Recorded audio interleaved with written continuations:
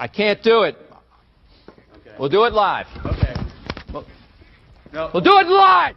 It. Do it live. I'll write it and we'll do it live. Thing sucks. And we welcome you in. It's another edition of the Daily Puck Drop. It's Thursday, November 14th. My name is Jason Puckett. We are broadcasting from the Limbeck Lumber Studios. Contractors are going to take care of you. They've been taking care of me. They've got a brand new fence out back. We'll shoot a video for you. We're going to show you the beautiful lumber there from Limbeck Lumber. They've got free deliveries, everything from whole house packages to homeowner DIY projects. They have the largest stock moldings in the Northwest. They've got old school service because they've been doing it since 1930. Okay, don't go to the big places, you know, the Home Depots and the Lowe's for your lumber. Go to a mom and pop shop. That's what Limbeck Lumber is. All right, give them a call, 206-782-3487. Visit them online at limbecklumber.com and go there and say you want the Hugh Millen special. And say, tell me a story about Hugh Millen. Want to know why? Because Hugh Millen used to work there back in the day. All right? Huge Husky family is the folks over there at Limbeck Lumber. It's amazing they've partnered with me. It's why I've got to grease the wheels all the time with Matt and Mark. And Matt's the only one that's a Coug over there. So Matt and I, we hold up our fists against those guys. But big thanks to Limbeck Lumber. I mean, look at that beautiful sign behind me. Limbeck Lumber. Gary Rogers Sr., by the way. You want another Cougar connection? Gary Rogers Sr., the father of Gary Rogers Jr., hence the senior, one-time Washington State quarterback, made that sign back there. Limbeck Lumber. Have been with us from the get-go. And always, I can't thank those guys enough there at Limbeck Lumber. All right, enough of me kissing their ass. Join all the social media platforms, please, if you don't know where they're at, where you can get connected with us. Puck Sports on Twitter and Instagram. Yeah, we changed that handle, by the way. And then Puck_sports at TikTok. We can't get that underscore out. And then on Facebook, you can just search Puck Sports. We put a lot of show content up there on those platforms. And if you haven't done so, many of you have, and thank you for the many people that have signed up. It means the world to me. We've handed out already a $100 gift package to our guy Jeffrey McDowell. I should know Jeffrey's name. My apologies. I have it written down. I believe it's Jeffrey. Who joined the Pucks Posse community membership. If you haven't done so, and if you're wondering what's that, if you click on the QR link or the QR code that's on your screen, it's going to take you there. Or just go to pucksports.com, $5 a month, $54 a year is the membership. Benefits include exclusive content, live chats, and, of course, just supporting the continuation there of pucksports.com. It's a one-stop, easy place to get all your information up there at pucksports.com. And you can go there. It will take you right there to the platform, which is there on the Pucks Posse community membership. So if you haven't signed up, please go there. Sign up today. Again, once more, exclusive content is coming up soon. We have a baseball show that's going to be coming out probably next week. That will include Ryan Divish, Adam Jude. It's a one-stop show. It's not like a weekly show. But it's going to be an off-season recap or an off-season overview of the Seattle Mariners. All right, how about that? My fancy little Mariners cap. They should really go with this Mariners cap. This is one of the better ones, I'll be honest with you. It's the Hawaii, I think, Magnum PI version of it. But we'll be recording it, part of it this week and then part early next week, and then it will come out at some point next week. But it will include all of our baseball guests that we've had, and we'll just do a massive deep dive into the Mariners. And for those who have signed up for the Pucks Posse community membership, you will have access to that show. So it will include Jim Duquette from MLB Network Radio, of course, who joined us throughout the baseball season. Jim gives a great perspective from a general manager's position. Also, Brad Adam and Bill Kruger together. First time we've had those two pretty people together. Who's prettier, Kruger or Adam? I'll let them debate that on the show. Those guys will be together. We'll talk about, where they see the Mariners going, what steps are next for them. No doubt we'll get into the situation with Root Sports with those guys. And then the Human Pony Keg, Ryan Divish, and Backstreet 6-member or NSYNC, Adam Jude of the Seattle Times will also be a part of the show. This is going to be a long one, folks. It'll be about like a 2-hour show. It's going to be money well or spent. Okay, just got to go sign up at the Pucks Posse community membership. And then, as I mentioned before, the dynamic duos that will come out. I may come out early, but I'll stick to January, where the first installment will come out. And if you remember dynamic duos from back in the day, this will only be available to the Pucks Posse community membership. We'll do 4 installments throughout the year of it. 2 people connected in the Seattle scene via sports. So whether it's players, teammates, broadcasters, personalities, coaches, what have you. And, we had a long list of some great dynamic duos. I mean, it was awesome back in the day. We started it way back in COVID. We had Sean Kemp and Gary Payton. We had Ryan Leaf and Mike Price, Bob Rondo and Chuck Nelson. God, they're all great. That one I really enjoyed. We also had... Matt Hasselbeck and Robbie Tobeck. That was a great one. Jim Zorn and Steve Largent. So we'll continue that in the new year. We've got the first guest booked, and we'll be bringing that to you very shortly. Again, open just to the Pucks Posse community membership. So if you haven't signed up, please go sign up today. QR code right there. Also, if you just go to pucksports.com. And then before we go, I'll show you the link here. I'll share the link to the screen here before we sign off. All right, let's get to the show today. It's a Thursday. We do a lot of football today. Mike Garafolo, as you see on the rundown, Mike Garafolo will join us at 10:20 or so today. So about 10 minutes from now, we'll talk to Mike at the very latest.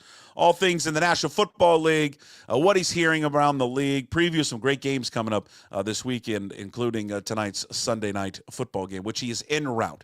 He's like, hey, can we keep it a little tight, little short today? I'm en route to cover that game. And so Mike's going to pull off, and he's going to join us. And then if you see there on the rundown, scheduled for right around 11 o'clock, I was able to catch up. We had to tape this segment with Mike, but Michael-Shawn Dugar from The Athletic is back. We've been pursuing this guy like he's been in the transfer portal forever. I got to get into all what's going on behind the scenes, but it's been a long process to get Mike on. Mike finally agreed to come on. He's really excited for Mike to come on. Miss talking to him, miss his perspective in covering the Seahawks. What I like about Mike, and this is not a knock on anybody else that covers the team, I think they all do a great job covering the team, every one of them. The traditional media, non-traditional media, the people that cover the Seahawks do a fabulous job. Great content, all of them. Mike just offers just a unique, I think, different perspective than anybody else. And that different perspective is that he goes in there, I think, with in a motive to challenge, I think, not so much the players, but the coaches and the GMs, and not just sometimes take, what they're saying is 100% fact. And he has the ability, I think, a really good ability. And what I enjoy about Mike and listening to Mike when he conducts interviews, and it's a strength of his, is that he listens for the correct follow-up, and then comes with it. And then Mike does a great job, and also the Seahawks Man-to-Man podcast, which he does with our good guy, Chris Kidd. Shout out Chris Kidd if you're watching and listening. Well, actually, you're not watching and listening because you got your own show right now. But I love Chris to death. And just give him the show, for God's sakes. Oh, Lord. That's another topic. But for Mike, he does an awesome job covering the Seahawks. And I just love his he's blunt. I think he's fair. I think he's critical. And we have a great conversation. I mean, this is usually our opponent preview is kind of looking ahead to the upcoming opponent. We get into a little bit of the Niners, but, we get into a real kind of, I think, critical look at where the Seahawks are. And I think I would listen to Mike's take and perspective on John Schneider. And I think this coaching staff and where they're at right now, and just the overall philosophy that they had looking at how they built this football team. And it's a good 30 minutes of just a real good, I think, peeling all the layers away breakdown of where this team is at right now. Because face it, they're just at a real crossroads right now as a football team. So we'll get into that with Dugar coming up at around 11 o'clock. And, of course, Hey, What the Puck coming up at 11:30. We do it every single day. Sports, non-sports, whatever's on my mind. That's why we call it Hey, What the Puck. Hey, by the way, Hey, What the Puck is brought to you by Restoration One. I should mention that. Of course, we got the Limbeck Lumber Studios. If you do ever want to advertise on Puck Sports, whether it's a segment that you like voicemails is open, opponent preview is open, or just want to advertise in general, just hit me up at pucksports.com. All right, the John Schneider grade. I'm curious what many people right now would give John Schneider. What grade would you give him? What grade would you give him on what he put together this past offseason, what he's put together now? And I don't think – listen, I heard or read where Julian Love said yesterday, hey, listen, this division is still tight. We still have a chance at it. We're 4-5. It's not over. Players, and God bless them because they're better than us. They have a much different perspective on things, and they're never going to give up, and they're never going to say it's over until, I guess mathematically they would say that it's over. But, those guys have an unbelievable ability to always keep believing. I think most of us can look back at the Seahawks right now and go, it doesn't look good, man. It doesn't look good where they're at right now. At 4-5, with what's on the horizon, we've talked a lot about this. There is a, you start looking in the remaining 8 games of the season, I would just ask anyone, find a path, like Danny Kelly and I talked about this, and even Rob Staton. You're going to hear from Rob in just a quick second. Find a path to 2 more wins, like a realistic path. Where is it at? You think they're going to beat the Niners this week at home or on the road?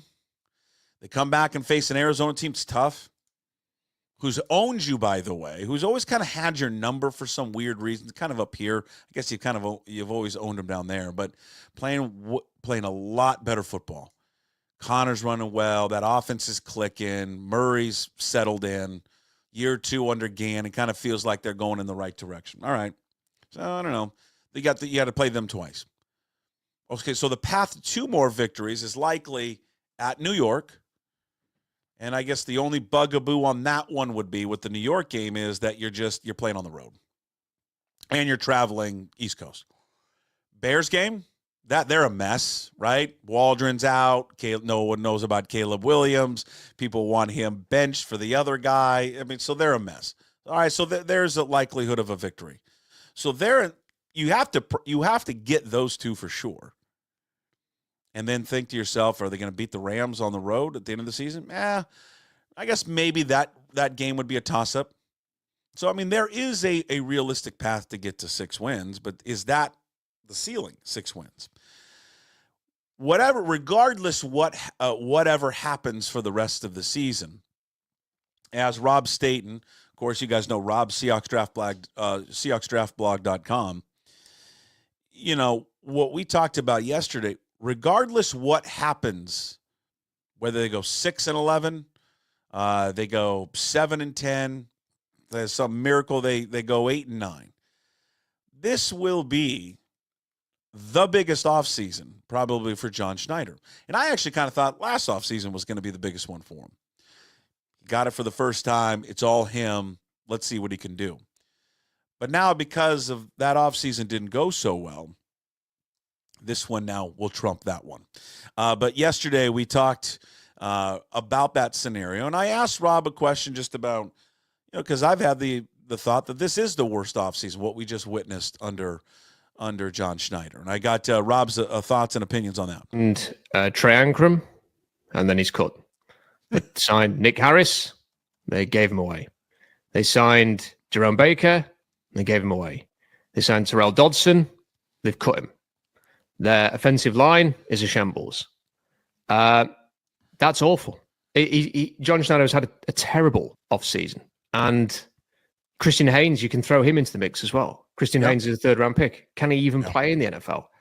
I don't think at this point, if he's not even if he's a healthy scratch, how can you have any real confidence in the guy? Like, short of just hope that somehow in the next year he can transform himself physically to be able to play, then there's a lot of worry right now that Christian Haynes is already just never going to work out.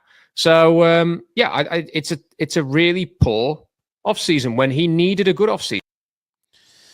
And that's the last point there by Rob I agree with from yesterday's show. And in case you didn't catch it, you can watch it on YouTube.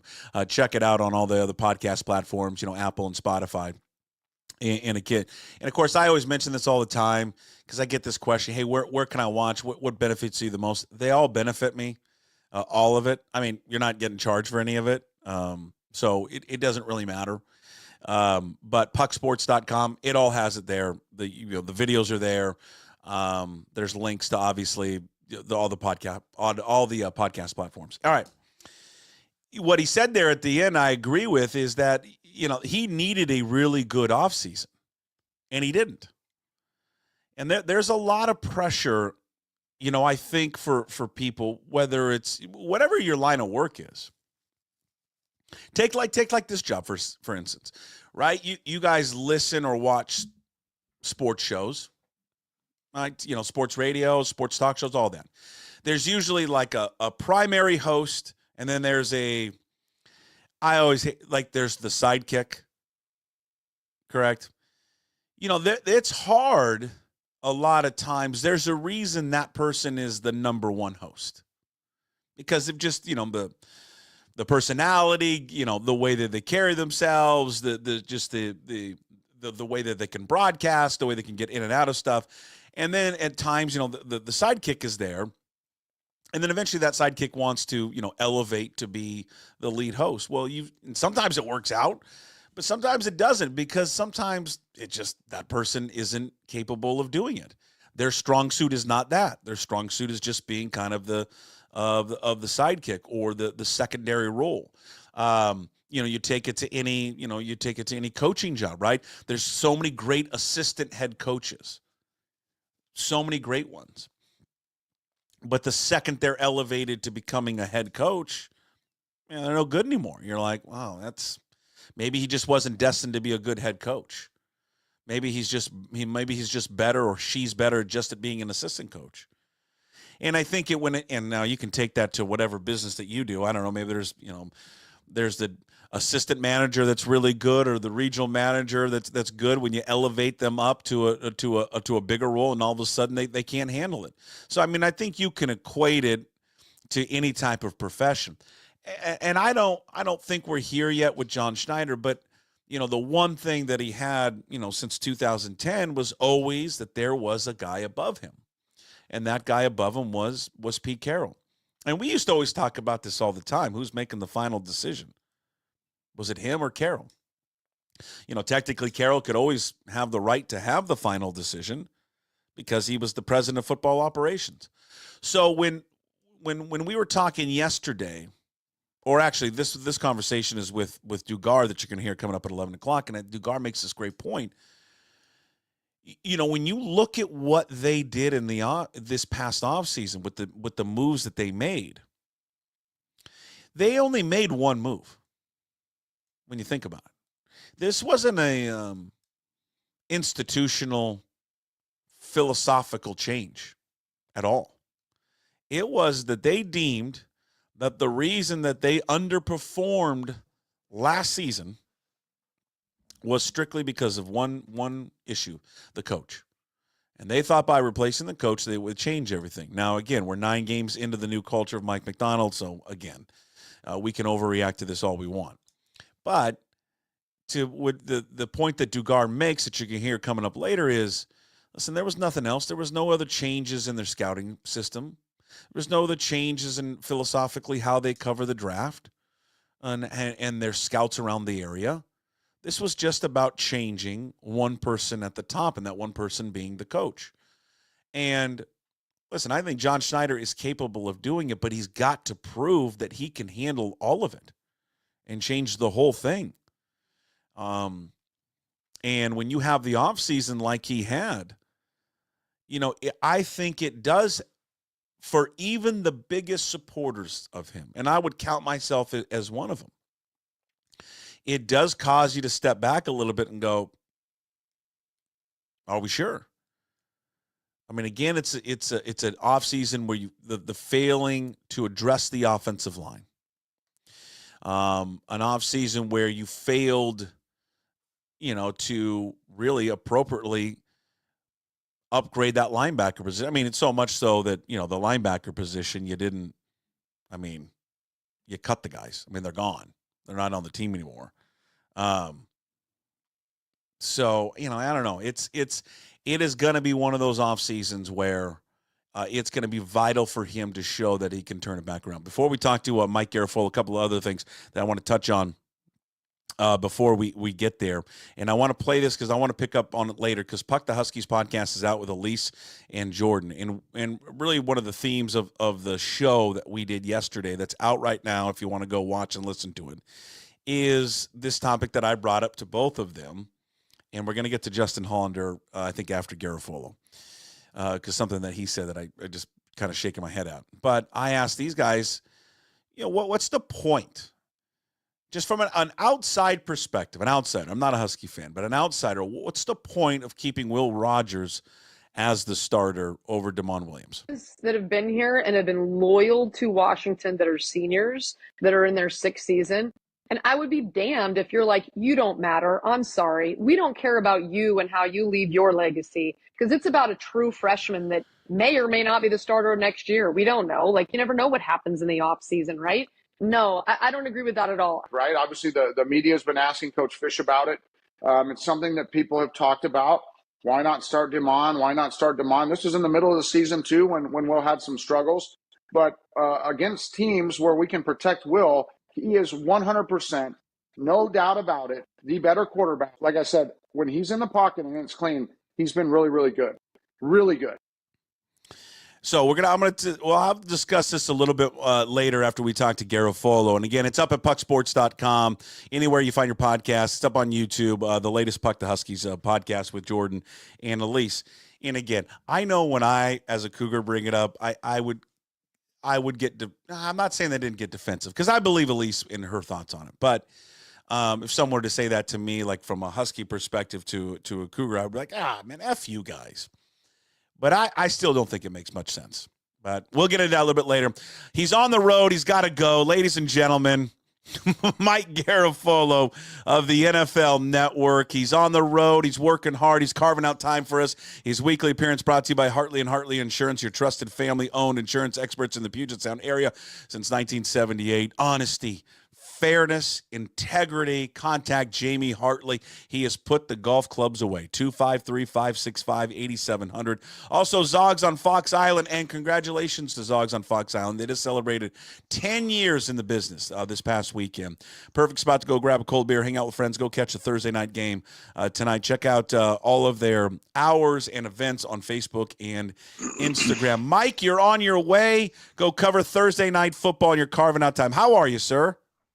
Doing great, Puck. How you doing, buddy? I'm doing well. Funny. I don't know. You sound like you've had one of those. You look like you've had one of those days. No, I'm good. I'm doing great. Okay. I'm ready to rock. Okay. We got a good one tonight. We got some good games this weekend, but it starts off tonight. This is going to be a fun game, the old Thursday night game. Yeah, and when you look at the rosters, to me, you see Philly. Philly just seems like the better team on paper. They've been playing well. They've been playing teams that they should beat, and they've beaten them handily, which is what you're supposed to do. Yeah. But then you've got the up and coming, playing above their heads and believing that they're playing above their heads. Commanders coming off that loss the other day, disappointing fashion. A couple of reasons it was disappointing. I thought Zach Ertz had that first down. Still not clear on why they didn't mark that correctly. But then the offside penalty. But it's it's good to be on a short week when you're coming off a loss, because you want to get back out there. So they've got good culture. They've got good confidence. Dan Quinn's done a phenomenal job. Let's see if they can get up for this game and ready to rock. I had a hypothetical question that someone asked me. I think it was in one of the chats when we're doing this live. There's a chat that people can ask questions. Mm-hmm. And they said, would you trade Would you trade Mike McDonald and Ryan Grubb right now for Dan Quinn and Cliff Kingsbury? And I said yes if it meant Jaden Daniels was coming. Listen, Jaden, or Cliff, I should say, has done, and this is only highlighted by the fact that the Bears made an offensive coordinator change with Shane Waldron out the door, which many folks out there would have said, not sure why you were in a rush to hire him. No offense to him. I'm just saying there were they interviewed Cliff. Multiple teams interviewed Cliff. And Cliff decided in the end, after the Raiders wouldn't guarantee the third year on the deal, which was kind of odd, but also a convenient out to get to Washington, to get to coach the number 2 quarterback overall, which at the time I think we were pretty clear it was going to be Jaden.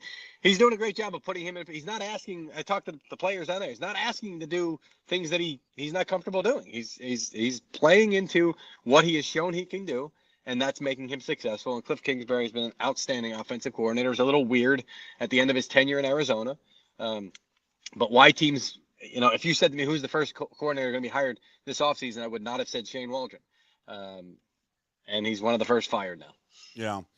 Yeah, there's everybody could have told you out here in Seattle. The players told you. Jackson Smith and Jigba told you at the Super Bowl. Which I hadn't. I didn't even see that when it happened. I didn't see it until he was fired and everybody was talking about it. I was like, what are they talking about? And I went and found the clip, and I was like, whoa. Oh, yeah. Dude, that was an all-time clip, man. Hey, Jackson, what can you tell us? The excitement over the Bears' new offensive coordinator. He's like, there's like 5 seconds of dead air.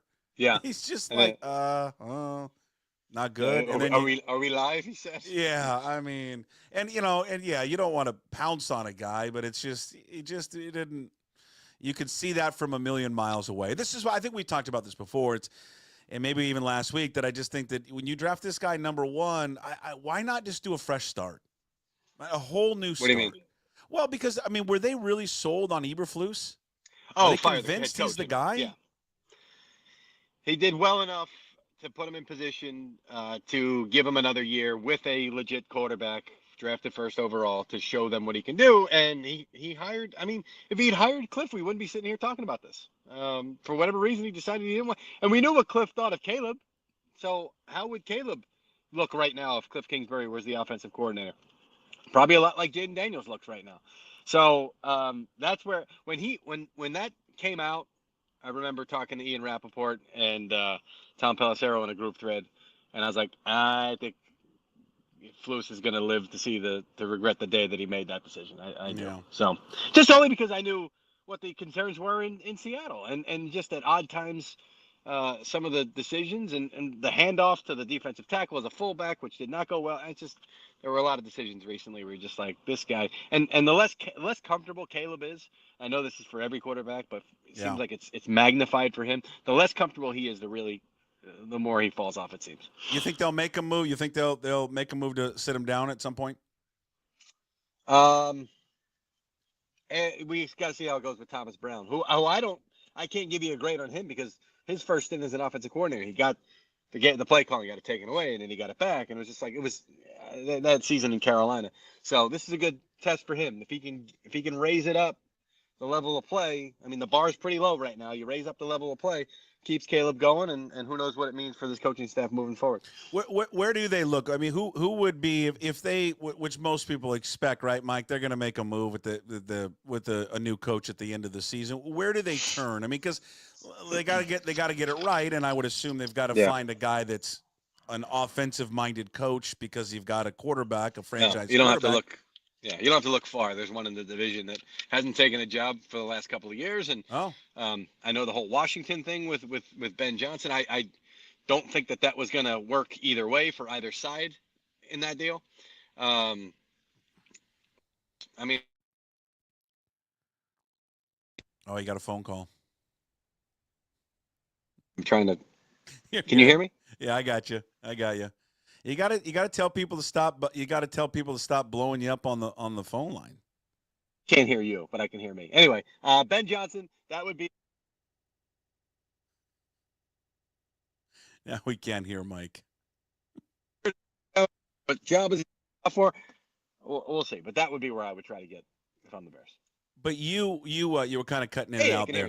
Okay, you were kind of cutting in and out there. But you said like Johnson, like the word, like, well, I don't know if you said it or who else, but like was the word like Johnson didn't interview all that well? Was that kind of the impression that people had around the league? Yeah, it was. Yeah, and he's a different personality. But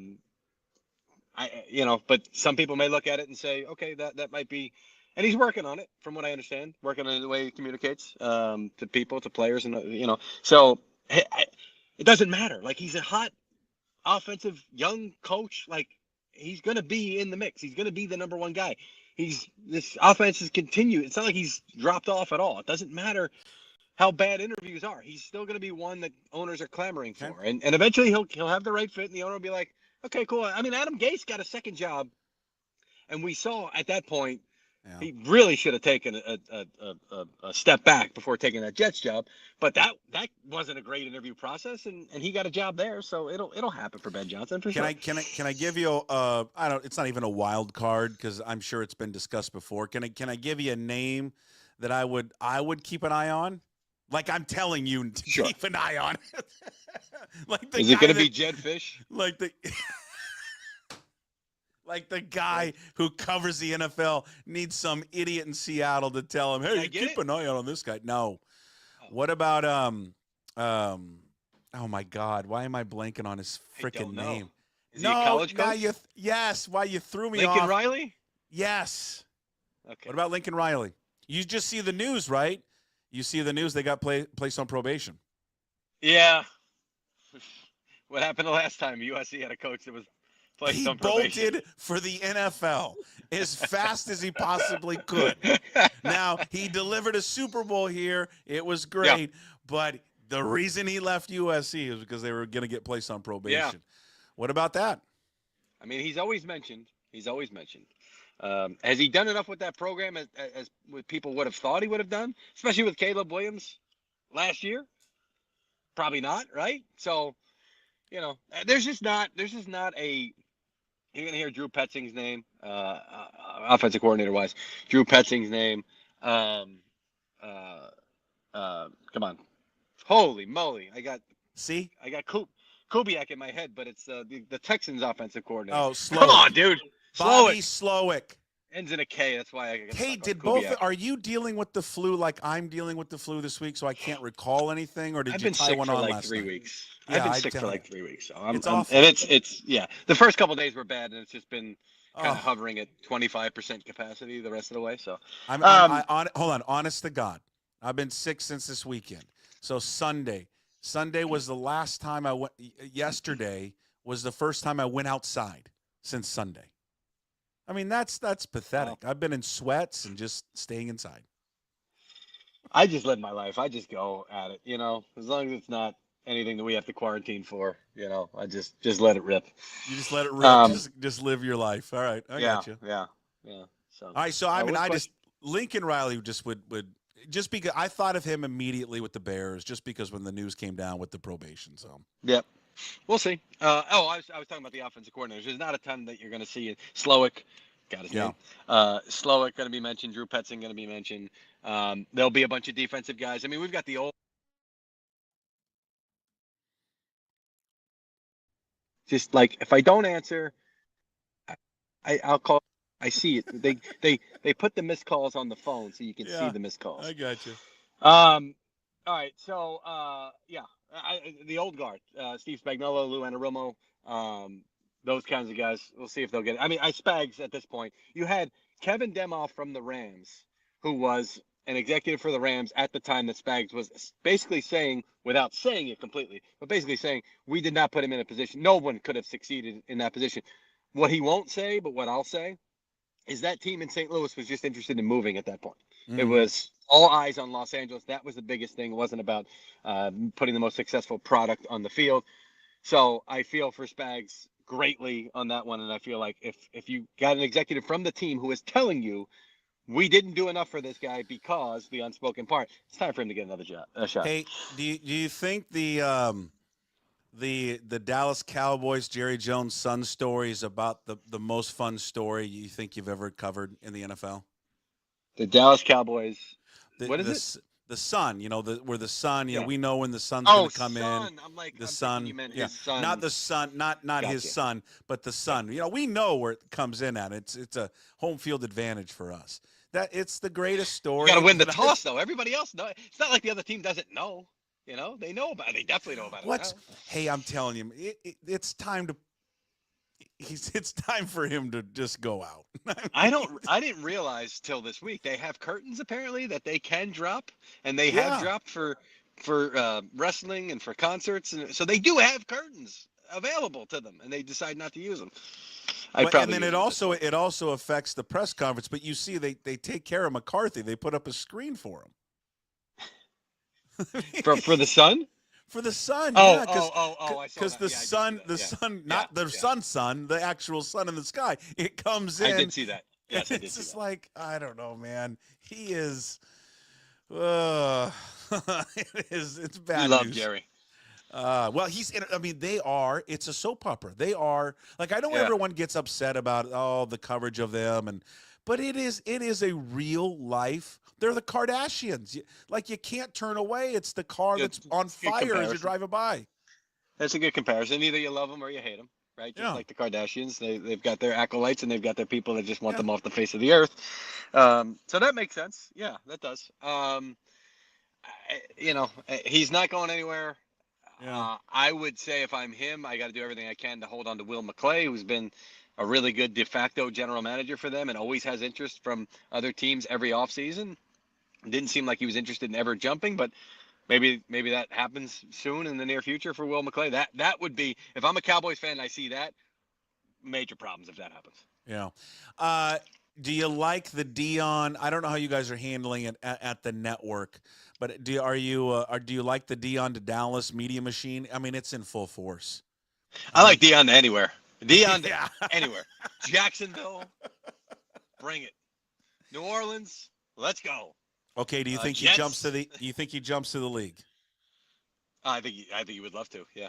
Yeah. I think he would love to. Because think about it, Mike. Like you talk to college coaches, right? I assume. I mean, it's got to be miserable to coach in the college football right now. I mean, absolutely miserable. It's horrible. And it's 24/7.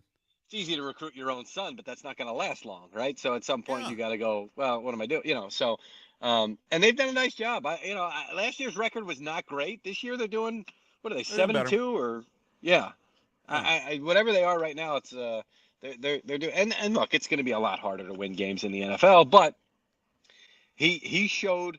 Pat Shurmur's there with him. He had Mike Zimmer last year, I believe. So he's shown the ability to bring guys with him for a less than ideal job. I mean, Colorado's pretty good. It's a nice place to live.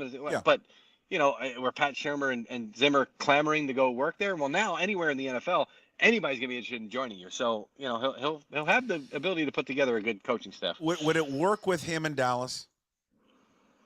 With Jones? It would work for me. That's all I care about. All right, so pick the best.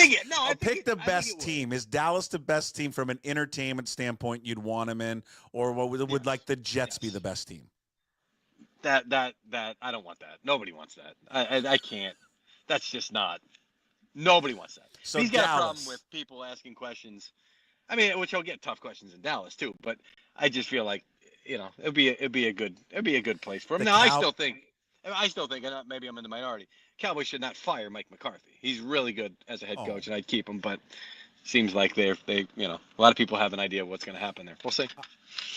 All right, before you go, I know you got to make your way down. You got to cut it short. You got to make your way down Thursday Night Football. What do you make of where John Schneider and the Seahawks are at right now? I mean, it's a big topic this week in Seattle, like really big. Like people are starting to question, hey, man, you've been given the keys this year.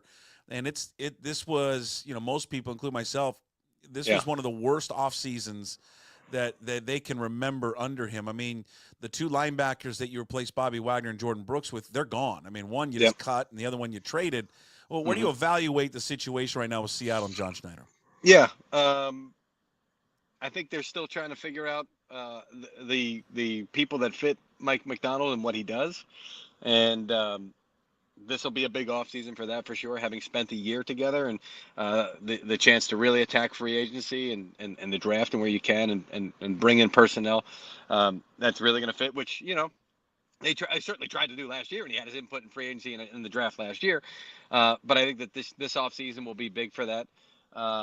And I think that there's confidence in what they do and their process. And this year, I don't want to say it's a redshirt year or anything like that, but this year is about setting up things for the long haul on them, and they still feel good about McDonald and Schneider and the working relationship. So that's the fact that they got off to such a hot start has kind of been a detriment to them, because if they started 1-2, you'd be like, all right, new coach, we kind of expected this. This is a lot, but the fact that they came out of the gate hot and then won that game in Atlanta too, which was the other one, led to a sense of they should be competing. So they got the Niners this week. Am I correct? Yeah. Good litmus test. It feels like what they've done with the linebacking core is like they've started. They're not going to say it, but they're starting like the quote. What if they don't want to call it a rebuild or reimagine or whatever? That they've started the process of what? Rebuilding? I think in a way. I don't think they'll ever say it, but I think there's part of them that's punting on this season.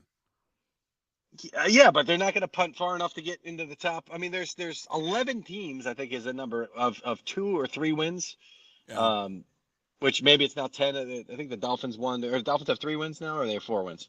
I think 3 with their latest one. Yeah, the entire top 10 is separated by 1 game, and they're not in that mix right now. So it's going to be hard to get into position to get. So what they do at the quarterback position to me is the biggest thing for them.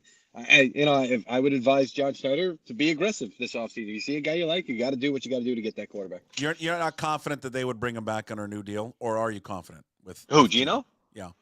Well, you could do that and also draft a quarterback. These are not guys that are, if you're Caleb or Jaden, you got to start them right away. You could do both. And Gino's not going to command a huge number.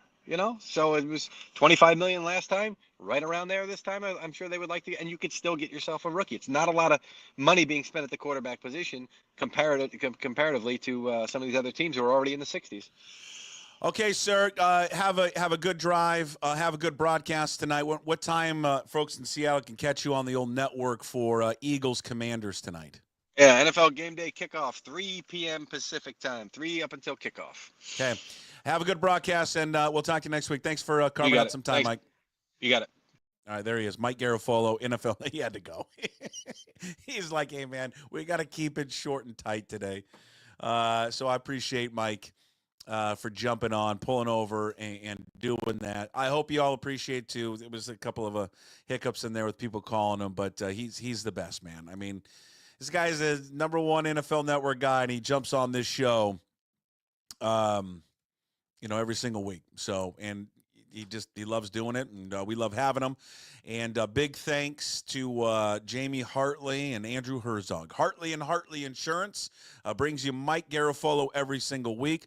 Trusted family-owned insurance experts in the Puget Sound area since 1978. If you need insurance, family-owned insurance company, go trust them. They're down there in the Tacoma area, University Place area. They've got honesty. They got fairness, integrity. I know the man. I've shook his hand. I've played golf with him. I've broke bread with the man.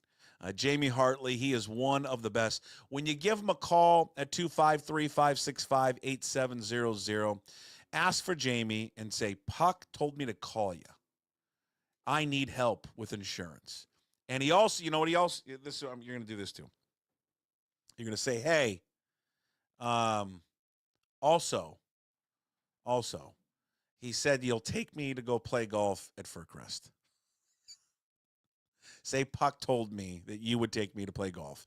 If I sign up, if I hire you for our insurance, he said you'll take me to Furcrest. 253-565-8700. He's gonna hate me for that. Also, big thanks to Andrew Herzog. He's a Duck fan. He's riding high. I gotta frickin' read these texts every week that he's sending. But good for him. Zogs on Fox Island, as I mentioned before, just celebrated 10 years of being around. Go check out Zogs on Fox Island. It is awesome. I mean, it is one of the coolest outdoor, beer gardens You get like it's like a little bodega with a beer garden, live music. Dogs on Fox Island. Check them out on Facebook and also Instagram for their fall hours and event times. Really, really cool spot down there in the South Sound. They bring you Mike Garafolo every single week. In case you got late into the episode, full episode up on YouTube.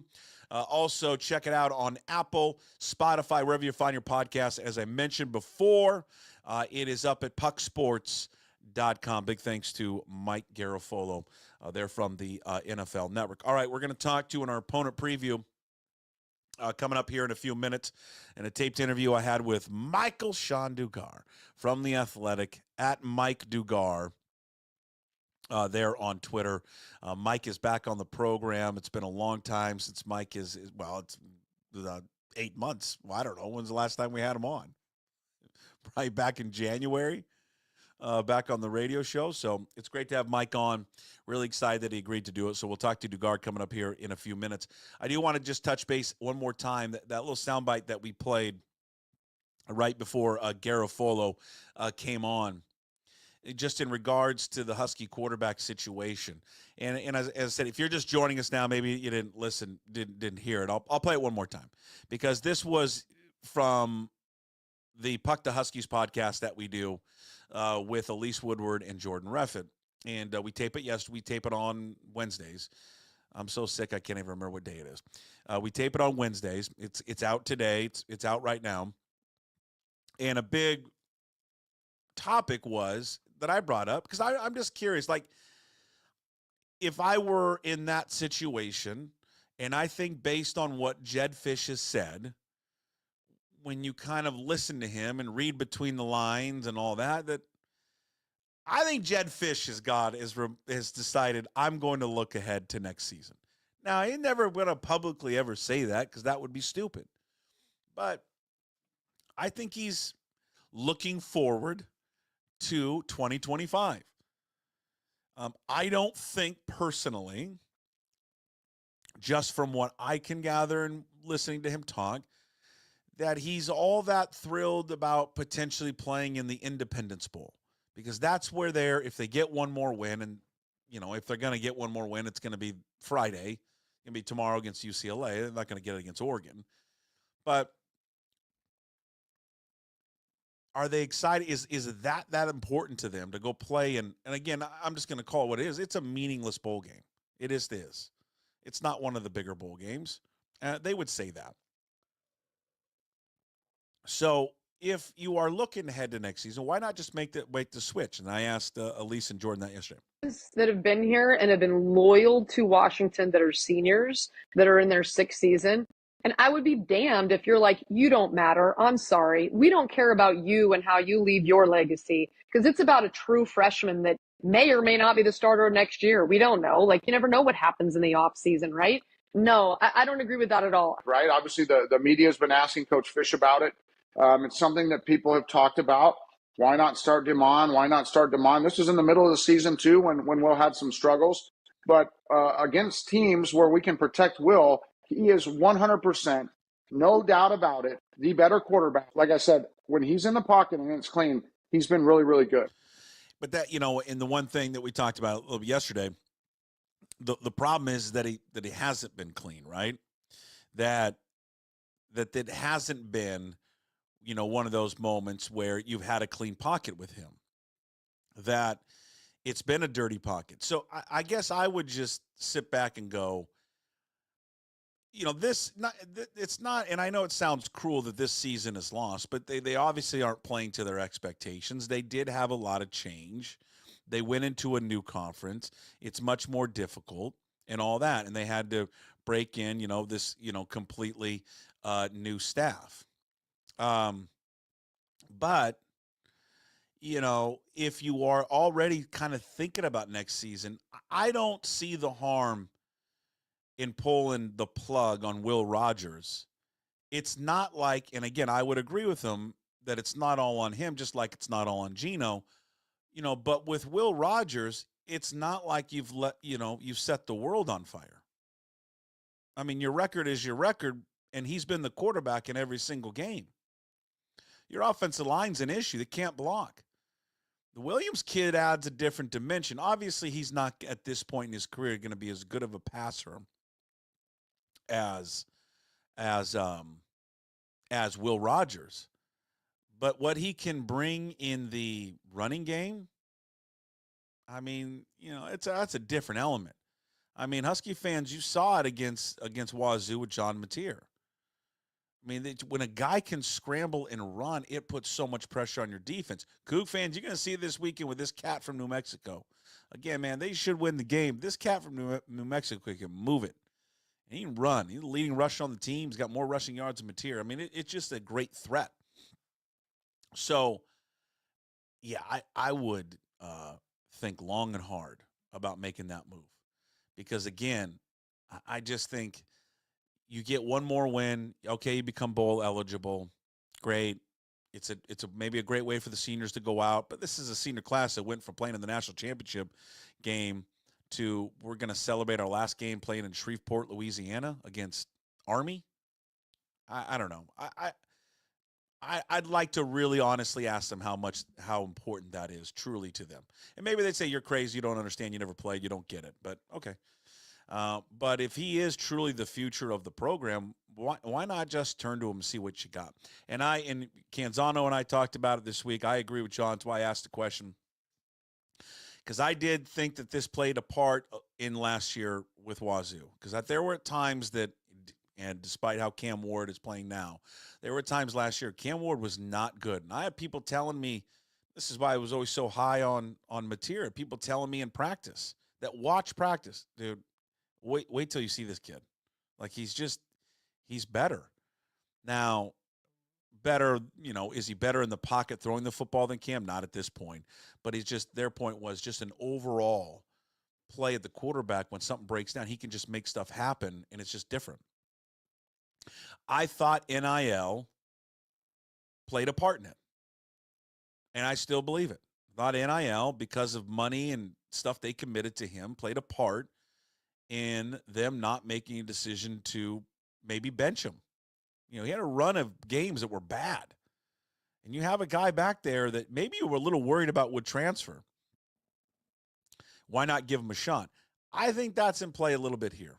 I think he committed probably a big chunk of money to Will Rogers. What that figure is, I don't know. It's all out there. It's anywhere from $700,000, $800,000 to $1 million.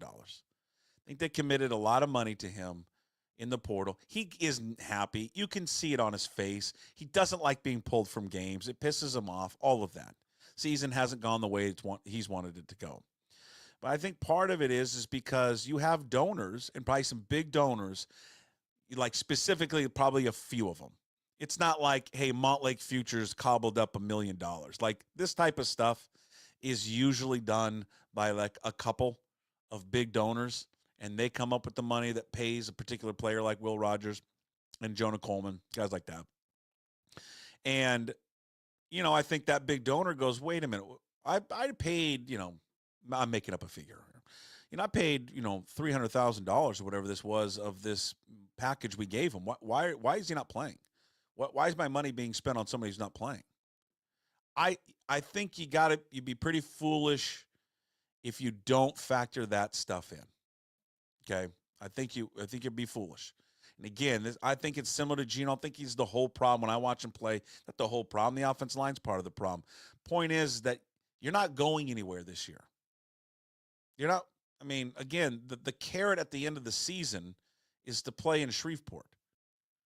So you got this other guy who, again, you say he's going to be your starter next season, but who knows who comes after him? I mean, you're going to spend a ton of money to keep him, but you're going to have a ton of people that are going to come after him. So I don't know. I would personally do it. I don't think it would be disrespectful to the players on the team. I think it would send a sign to maybe the other players on the team. Just because we spent money on you doesn't mean you get to just keep your job. Quickly, before we get to our opponent preview with Michael-Shawn Dugar from The Athletic, big thanks to Michael-Shawn Dugar for joining us today. I do want the Justin Hollander quote that we talked about with Ryan Divish yesterday, the Mitch Witch quote, in which he talked, it wasn't to Divish, but it was to It was in the mailbag for Daniel Kramer of MLB.com. Go read it. Daniel's work up at MLB.com, where Justin Hollander said, quote, "We anticipate both these guys," talking about Mitch Haniger, Mitch Garver. "We anticipate both these guys bouncing back and being better than they were this year." And also talked about interest in bringing Justin Turner back and all that. You know, this is where I think Mariner fans like myself and others, and you guys watching and listening, get frustrated with this team. Like, I can't take a team seriously, honest. I can't. That has to say and go out publicly and say, oh, we think these two guys who were broken down and had terrible seasons will just be better. And also, hey, our answer at first base is going to be a platoon with a 40-year-old. It's just, can't we do better? Can't we do better than that? This fan base deserves better than, hey, let's just run it back with the Mitches.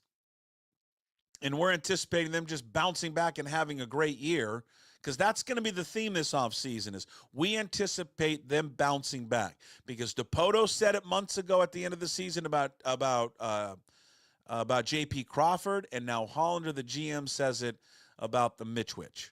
Oh, we just anticipate them playing better next season. That's the offseason strategy. And then the other one is to bring back a 40-year-old. I know he was a good influence on the clubhouse, and he had a good season, but he's 40 years of age. I mean, I just think that they can do better and should do better. And we as fans should demand them to do better. Alex Bohm, we talked about that yesterday with Divish, a bunch of rumors about that out there, about Alec Bohm. Concerns, one thing concerns about Alec Bohm would be he didn't tear it up at a hitter-friendly park. Fell apart in the second half of the season. He's got maturity issues. Terrible postseason. Hit like under 100 in the postseason. He was awful. He'd be good defensively.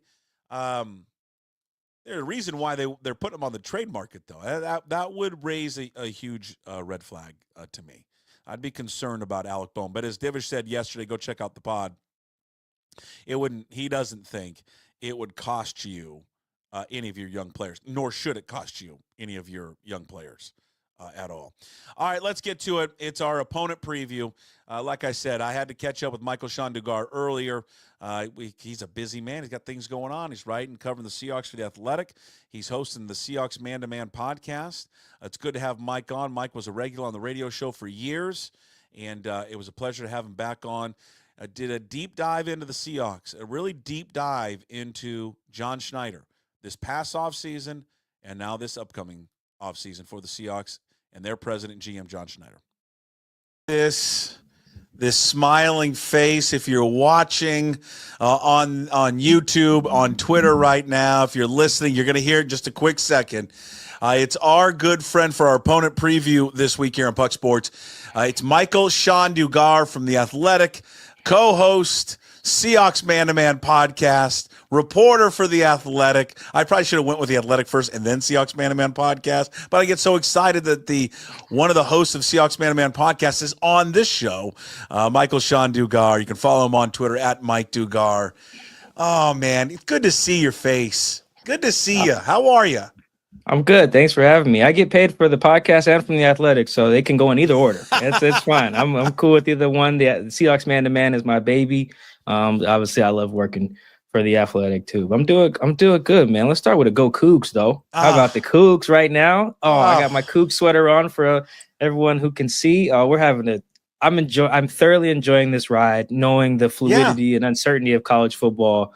I love just every week I am just poured into us because I know that everything can change in a matter of a few days once we have our final game, whenever that is. So I'm really enjoying every moment, every interview you do with Dickert. I've texted you after a couple of them. Every game, every win. I'm not taking any of this for granted. I really love the season. I love watching the college football ranking show because I'm like, I don't know if they're ever going to be in this position again. And yeah, is it a long shot? Well, damn right, it's a long shot.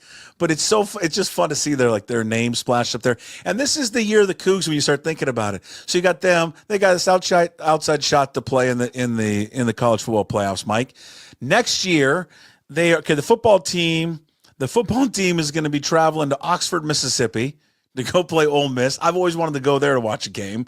They're going to travel to Charlottesville to go to Virginia. I've always wanted to see that. And then the basketball team's averaging like 95 points a game right Right, now. yeah.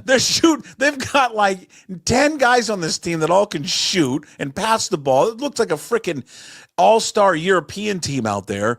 And then, oh, by the way, in November, that basketball team's playing in Maui in the Maui Invitational. I mean, it's just the year of the Coug. Yeah, no, on the basketball side, I haven't got to watch yet, but I mean, I see the box scores. I'm like, oh my goodness. I also don't know our coach much. I haven't really talked to anybody who's met him, but I love Jake. Jake has handled this, the situation. He's a leader. He's a leader. And it's certainly refreshing considering our last two head coaches.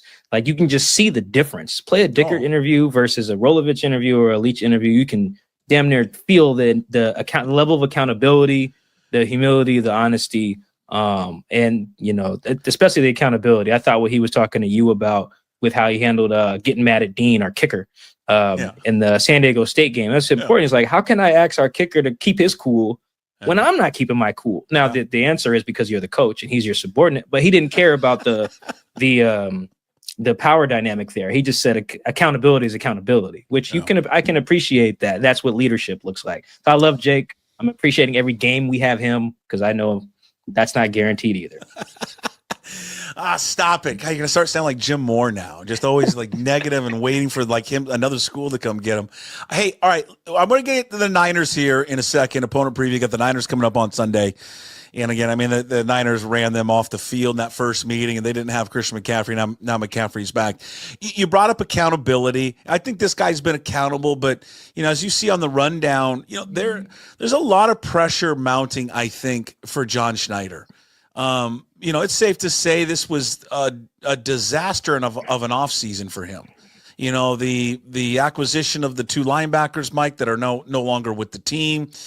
Once again, a failure to address adequately the offensive line, with Connor Williams, and now is Christian Haynes not good? I mean, I know it's probably too early to tell, but this guy can't get on the field.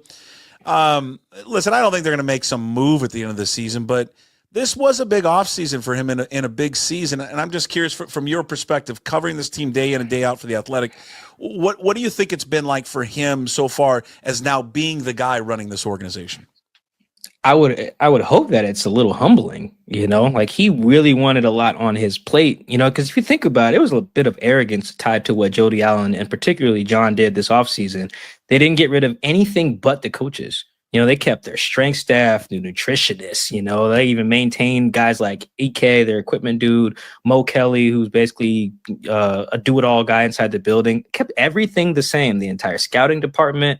Talked to John all offseason. Nothing about how there were scouting players changed. No philosophy changes to approach the free agency draft. They did get a new salary cap guy.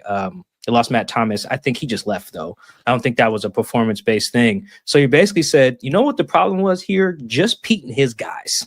So if you just get rid of them, I can find better, and we'll go in. That's pretty arrogant. I can see how someone would feel that way if you're John or Jody, but got to call it what it is. It was arrogant. And there's some things that are always going to be out of your control. I think a good example of like good process, bad results would be their right tackle situation. They didn't know what was going on with Abe, so they signed George, a competent backup at a decent cost. Cool. And they also drafted Mike Jarrell in the 6th round, took a flyer on a guy. Now, is it his fault that Abe's knee didn't heal up fast? George blew his knee out. Stone, I think, hurt his knee, and then Mike Jarrell, your 6th round rookie, has to play meaningful snaps. No, that's good process, bad result. Everything else was bad process. There's a lot of bad process this offseason. He hired a coach who didn't have experience. That's fine. But then that coach then surrounded himself with other guys who don't have experience. A DC with no experience. An OC who's never been in the NFL. An O-line coach who hasn't been in the NFL. You hired Leslie Frazier as well, but that's an uphill battle. Look at the coaches in Mike McDonald's hiring cycle. And I'm bringing up the coaches because those guys are under John's purview now. As part of his contract when you fire Pete. Like, look at the coaches in the hiring cycle that are having success. They're coaches who have been head coaches before, Raheem Morris, Harbaugh, DQ in Washington, and they're guys who also brought people with them with whom they were familiar. Harbaugh hiring Greg Roman, and I think Raheem Morris's OC came with him before, even his DC, which I think is Jimmy Lake. DQ bought guys he knew from Dallas, got Ken Norton, brought in Bobby. Like there's continuity and familiarity, which helps you weather storms.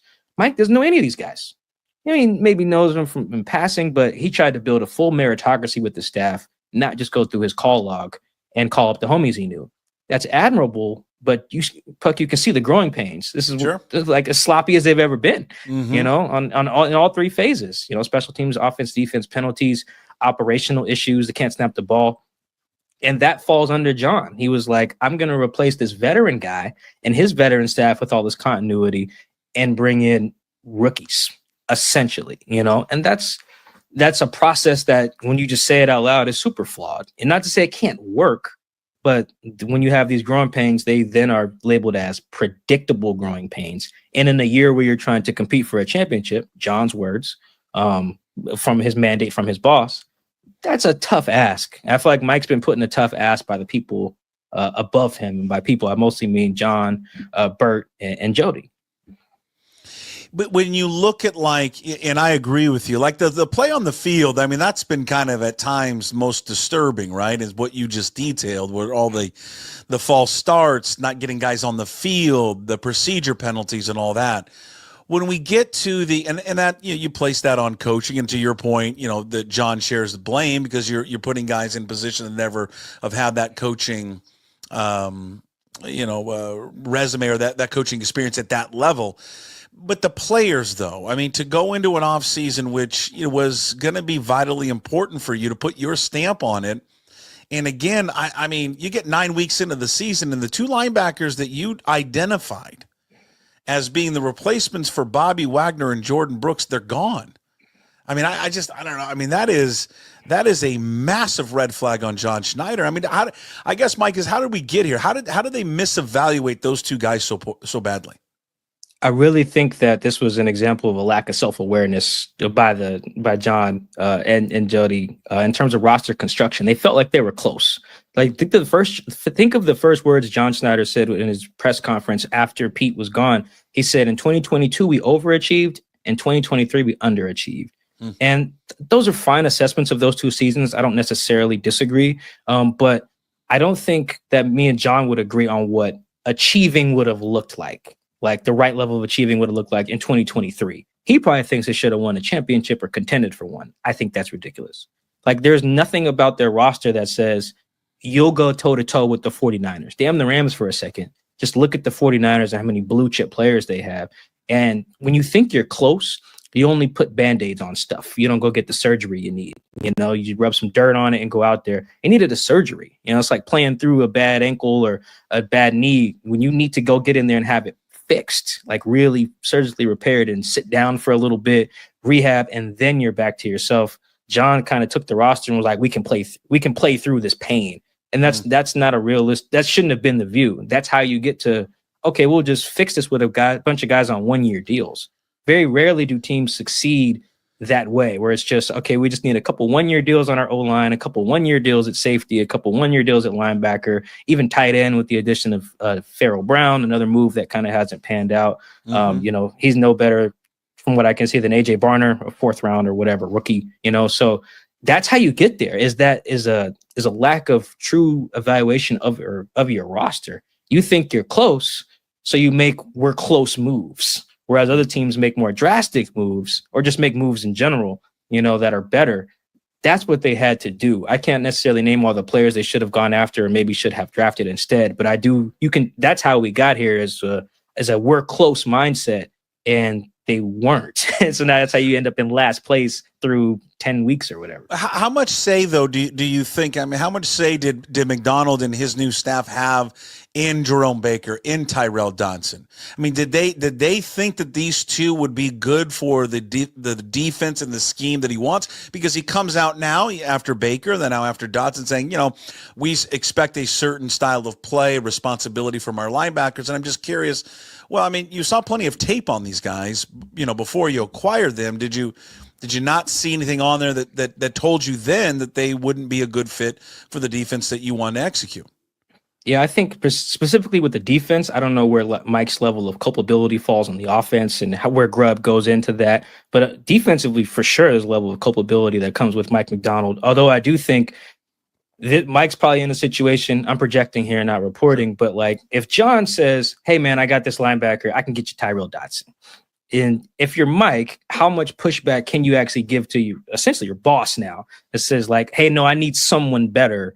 And John tells you, well, this is the best that's out there. You know, how much can you actually fight back? Like, let's say in theory, he comes to him and says, hey, I got Jerome Baker for you, who signed first. And Mike says, well, no, he stinks. Okay, well, John gives you a list of other guys. Well, if they all stink more, you know, Mike could have maybe, you know, envisioned this scenario, but like, what can you do? You can only, you know, buy what's at the store. I could easily see that being the case because of how John budgets. You know, Mike probably thought there were a ton of better inside linebackers, you know, in free agency. They're probably more expensive. I think Patrick Queen makes way more than Jerome Baker and Tyrell Dodson, for instance. So even if he wanted to bring Queen with him from Baltimore, how much level of say could he really have had when your boss budgets one way because his boss budgets one way? I think even if he felt like, Jerome, this could be a stretch, or hey, Tyrell, this could be a stretch, or hey, Lake and Tomlinson could be a stretch. How much wiggle room did he have as a coach to even push back? Probably far less than his predecessor, of course. I think that's important, which is why I just go straight to the guy in charge of the budget, the guy in charge of scouting the players, because ultimately it's very rare for Mike, with all the stuff he had to do this offseason, get the scheme in, just learn how to be a head coach, to also be like, hey, I want A, B, and C free agents. You know, I think the way the Giants operated on Hard Knocks is generally a good kind of rundown of how teams work. The scouting staff has its meetings, they do their things, they look at their guys. Then they were bringing Daboll in to be like, hey, of these dudes, who do you like more? Not Daboll saying, hey, I like this guy, go get him, go offer him this. Daboll came in towards the end of those processes, or however you say that. I would imagine a very similar situation with Mike where, yeah, by the time he sits down in John's office, it's like, hey, here's the 3 inside linebackers within the budget we like. Who you like the most? Okay, cool. You know, I could imagine that being the setup in Mike Macdonald's year with the Seahawks. I wonder, do you envision a scenario where in this offseason where Mike Macdonald becomes a little bit more forceful in his opinions and sharing them with John about what he needs and what he wants?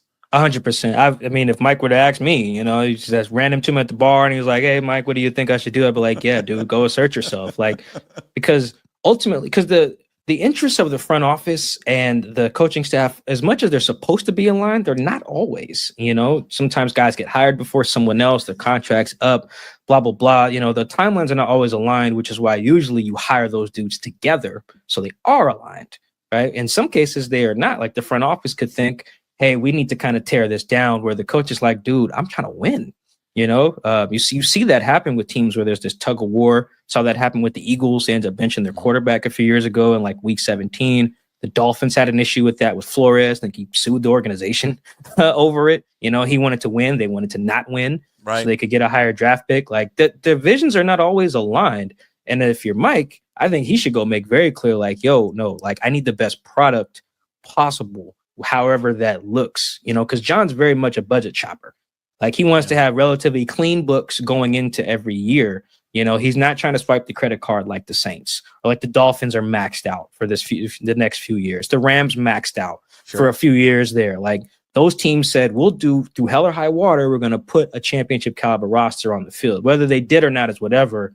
That was the process. Whereas John is very much, we're going to put a championship caliber roster on the field at a cost that we like. And that's very important because that hamstrings you quite a bit. That means you can't afford the good guards. You got to get maybe this guard is okay. You can't afford the good pass rusher. You got to get, maybe Draymond Jones is good. They're like, that's much different. And that does not align with the coach who would obviously want the best players available. But why? So when you think about Schneider and his development, and we talk about the same storyline every single year, Mike, and that is their inability to build an offensive line. And this is 10 years now. I mean, this is going back to the last Super Bowl run. I mean, I looked this up and I was just curious, like, who was their last Pro Bowl offensive lineman?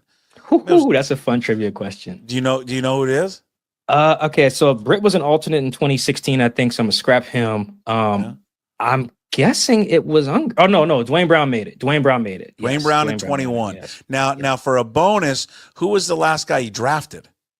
That would have to be Okung, right? I think. Yeah, Russell Okung in 14. Yeah, 14 yeah, it's or 13. something along the lines of there, and that is why I also go to front office, man. Look at how many problems the Seahawks have that have been problems. It's not like but new it's been stuff. but it's been a problem for that's sort of the I don't get. It's like it's the same thing every year, and like it seems like I don't know why it doesn't stare them in the face, and it's not like they haven't gone out, in the draft and addressed it. They've drafted a lot of guys. They've, now clearly they weren't the right guys, but there have been, it's not like they haven't gone and spent draft capital. So I'm just curious, like where is the disconnect between is it the evaluation? Is it the coaching? What is it? Why this team now, we sit here in 2024, we'll go into another offseason, and depending on how, let's just say Lucas is healthy and he's fine. He's playing to his level he was as a rookie. Well, you're still going to go in probably thinking, well, we need to upgrade 3/5 of our offensive line again. I mean, that's I think it's over that time period that we're talking about since the last Pro Bowler drafted. It's a few things. Part of it was just deferring to Tom Cable was a mistake. They were doing that quite a bit for a large stretch of that O-line evaluation there. But even then, you go beyond that, hiring Mike Solari, Andy Dickerson. I really think that's where the evals just got bad. I think for a while, what they were doing, on top of deferring to Tom, was let's get guys who can do everything.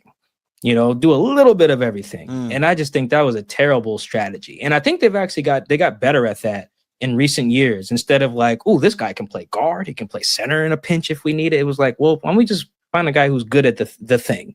He does this one thing really well. Damian Lewis was a great example of that. He was a really good run blocker in college. I think he was on the LSU national championship team. Great run blocker, had some issues in pass pro, and he had no positional flexibility. He was a guard. And then the Panthers ended up giving him like $50 million. It's not a surprise, that's one of the guys who ended up getting paid that John drafted, because he was a master of a thing. Wasn't a jack of all trades like Ethan Posick. They tried to make him everything, center, guard, No, he was a center at LSU, a good one, and you had him play everything. And then what was he best at? Center. Justin Britt, another high pick. They tried to have him do everything. I think that was a huge issue in the evaluation process. I'm no O-line expert, but that was very evident that when they kind of stopped focusing on that versatility, that they started getting better guys. Even with Charles and Abe, Charles was a little bit of a no-brainer and also the best tackle available at the time. Right. But even with Abe, it was just like, yo, this dude kicks ass in pass pro. He's not going to play guard. We don't need him ever taking snaps as the center. He is a tackle and a damn good pass protector. He's mastered that skill because of the scheme he's played in and his athleticism. Let's take him and have him do the thing. And Abe's great. And I think that was a huge issue with the evaluation process that it's gotten a little bit better. But I think it took some steps back what in the last couple seasons. Yeah, but what about the last two seasons? I mean, you got last year where you take Anthony Bradford in the 4th round. This year you take Haynes in the 3rd round. I mean, are they just complete whiffs, or does it fall on the player? Where does it? Why are these two? I mean, these two guys should be your starting guards right now. Yeah, I think that is where the coaching poly has come in, I think, a little bit, because Bradford profiles similarly as D-Lou, where it's like, oh, you're a guard. I think these are all guys from the SEC. Might even all be from LSU now I think about it. And they are. And like I'm telling you, Mike, if I'm going to draft from one conference, that's the conference I'm going to draft offensive linemen from. That's the one, yeah. No, you're right. It makes sense. I think the coaching has been a little bit of an issue there, because those guys are going to have deficiencies, and you do have to be able to get them there. Yeah. Like even with Abe, I think they even did a good job. Abe, he probably had single-digit run block snaps in college, but he's a really good run blocker. They were able to help him out with that. I think he helped himself there by his pre-draft training. I think he worked on a lot of that. Same thing with Charles, who came from the air raid as well. But with AB and D-Lou, it was very clear that you needed to make sure that they were not liabilities in pass protection. And I think that was the main thing. That's the main thing that coaching has to do with your guys up front. If they do master a thing, they're good at pass pro, they're good at run blocking. You don't have to make sure they're great at everything till they're all pro, but you got to make sure they're just not a liability at the other thing. And I think that's where they've come up short. I think every O-lineman has some deficiencies. Even Charles Cross has them. Trent Williams, all pro, he has them. But can you get the guys to be consistently not a liability at the other thing they're not strong at?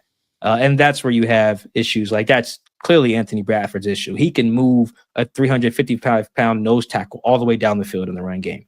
But the minute there's a D tackle in front of him with any sort of cat-like quickness, he's done. Yeah. You know, and that's what you can't have. Not to say AB has to win every rep, but he was a turnstile in the Rams game. Braden Fisk looked like Aaron Donald in that game, specifically going against the interior. And that's not even before we get to centers. They legitimately haven't had a good center since Max Unger. And I put that squarely on John. That's John. He gave up at Max and has never had a good plan. Never replaced him. No, it's unbelievable.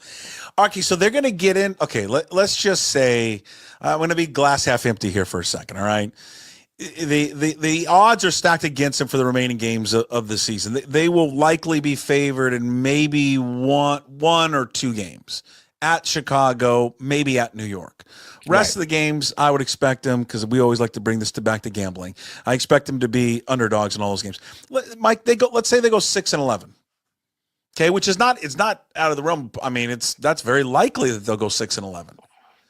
What do you do in the offseason? Because you aren't just a few players away from getting back to competing for a championship, but yet you've got two massive decisions to make, and it's been a big topic. I've talked about it all week long. And I love DK Metcalf. Like they have something they've never had before in terms of a wide receiver. Like I've been watching this team since I was 8 years old. It's Steve Largent and Brian Blades. I mean, that's it, you know. Not this guy that is as physical and as fast and just can run everything, and he's just a special football player. But he's going to command a lot of money, all right, a lot. And then you have that decision to make. And I guess the argument would be, is it worth paying that amount of money to someone if you still don't have the offensive line fixed? Because how can he really truly be effective if the offensive line isn't fixed? And then therein lies the other one. What do you do with your quarterback? He's a guy, he's going to want to get paid. And they're certainly not going to have him on that number next season, which is what, 38 million? They're going to want to renegotiate that. What do you do if they're 6-11 in the offseason? It would suck for the team and the players and a lot of the coaches who would probably get canned in that scenario. But I do think from a front office perspective, that's probably what they need. I think the worst thing you can do is convince yourself you're close when you're not. I just listened to a little bit of Joe Shane, the Giants press conference, Giants GM. He said the same thing, even though they're like 2-8. He was like, yeah, look how many games were close. And it's like, Joe, you're not close though. You're not. I'm a big point differential guy. That'll tell you what type of team you are, win or lose. The year the Giants made the playoffs, they had a negative point differential. They were not close, even though they won like 10, 11 games, something like that. Same thing with the Vikings that year. They went like 13-3, had a negative point differential. They were not close. Sometimes you need that reality check of like, you just got to stink. So you can't lie about where you are. You can't lie to yourself. So I think that if they do like bottom out, which however that record looks, I think you got to get to the point where what I would do, if they ask me, again, if I saw John at the bar, not with Mike McDonald there, just me and John in this scenario. Just you and John. Just me and John, two guys having beer too. Having a Georgetown beer. There you go. I say, John, everyone you got Geno, DK, Leonard Williams, because you just paid him, so that the math on that is funky. Yeah. Anyone else who's not on a rookie deal, you don't need. Like literally anyone else, you don't need. It doesn't even matter. Special teams, receiver, lineman, linebacker, doesn't matter. If they're not currently on a rookie deal, you don't need them. You need to reset. And it doesn't mean you have to stink. I think the 2023 Rams are a really good example. They had like 4 dudes making money, and that was it. It was like Stafford, Kupp, Donald, maybe, and that was pretty much their roster. And then it was Rooks. I think they signed, when your roster was 90 people, they signed like 40 undrafted free agents or something like that as rookies. Like it was rookies, vet mins, and like 4 expensive guys. Because everyone's gonna have expensive guys, so I don't think everyone needs to be on minimum wage. Like if you want to pay Geno and you want to pay DK or make him wait, that's fine. His deal's not up, so you can make him wait. I guess he loves football too much to hold out into the season, so I don't think you have to worry about that. It would get ugly, but business is business. So if you got Geno, DK, Leo, because you just paid him. Outside of that, I think anyone else who's not on a rookie deal, you hit the button on. No matter what the savings is or isn't. Now, if you lose money, I think you might on Julian, since you just paid him, then maybe not. But everyone you gain something on that's not on a rookie deal, I think you go. And I think You do pennies on a dollar sale, get draft picks, whatever. I really think that's what you got to do to get more bites at the apple, and truly develop too. They're doing all this plug and play stuff with guys who even if they were good, then what? Like Laken Tomlinson. All right, what if he was good this year? Well, then what? You probably still need another left guard next year. You know, if Tyrell Dotson killed it, well, then what? You know, if Jerome Baker had killed it, well, then what? All these guys are on 1-year deals. If Rayshawn Jenkins killed it, well, then what? I think he's on a 2-year, but you get where I'm going with all of that. If Connor Williams killed it, well, then what? They don't have any money in 2025. They're in the red currently. So I think that's also where you get value in resetting, because then if guys do kill it, like the Rams are with their D-line and the Niners are with their rookie class, if they do kill it, you can grow and develop them without having to make hard decisions and be right at square one in the offseason. So that's what I would tell John. 1 beer in, 2 beers in, whatever.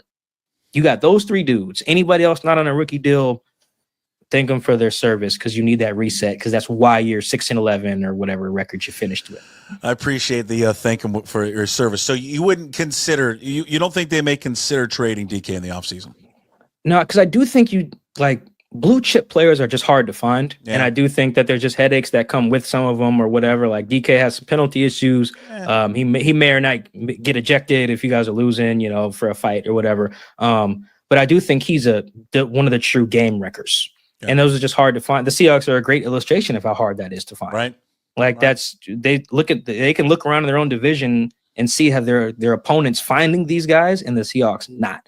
So I don't think it's worth giving one of those guys away, especially since you don't have to. I do think you can play hardball with him because he loves football too much to hold out into the season. He has the same agent, I think, as like AJ Brown, Deebo Samuel, those guys who have fought for their money, but ultimately like they were never going to miss games. So I think he's one of the guys I would keep. He's also relatively young. I think he turns 27 next month, maybe. So like him, Leo, and Geno, because I think Geno, I just like him, but also quarterback is one of those positions that if you're going to get rid of the guy, you better have a damn good plan for what you're going to do otherwise, you know, and not just wing it. I think the Raiders made a huge mistake with that. They were just like, what are we going to do? Don't matter. I love Gardner, but he's not an answer for a franchise, right? So now they're playing musical chairs over there. So I think that you have to have a plan. Even in that scenario, if they finish 6-11, that's not worse than the Titans who need a quarterback, the Raiders who need a quarterback, the Panthers who could draft a quarterback, the Giants who could draft a quarterback, and the Browns who damn sure better draft one, not to mention the Saints.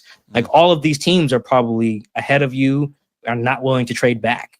So that's tough to be in. So I think that you can still try to find your developmental guy while keeping Geno, because you do still need to like be able to give guys in the locker room hope. You can't just run out there and be ass. That's just how you lose your locker room as a coach. Mike's he don't have no benefit of the doubt. You got to have a competent roster of some sort. Otherwise, you risk kind of being where, like the who's real bad right now that nobody's playing for them. Eberflus, like he's lost that whole Bears, thing. Jags. Yeah. You can't have those situations, which is what you run into if you completely gut the whole thing. Absolutely. Well, this was fun. It's been way too long. Michael-Shawn Dugar, The Athletic. You can find all of his work there up at The Athletic. Follow him on Twitter at Mike Dugar. Co-host, go check it out with our guy Chris Kidd, the Seahawks Man-to-Man podcast. Tell everyone where they can find that, Mike. Oh, yeah. Just follow me on X, Twitter, whatever, at Mike Dugar. All the stuff you need from me is pinned to the top of my profile, my bio. That's where you can find my author page at The Athletic. So you just click that. It'll show up. The most recent edition of the Seahawks Man-to-Man podcast is always pinned to the top of my profile as well. That includes our YouTube channel. That includes Apple, Spotify. Wherever you're watching or listening to this, we're available as well. Okay. That's the simple version of that. You got it. Mike, let's do it again soon, man. Appreciate it. Oh, thanks for having me, man. There he is. Michael-Shawn Dugar here with us. Of course, you can watch this up on YouTube. Please subscribe and like up there, and also listen to it later when you're not watching it. Listen to it live up on Apple, Spotify, wherever you find your podcast. And, of course, one-stop shop, always up at pucksports.com.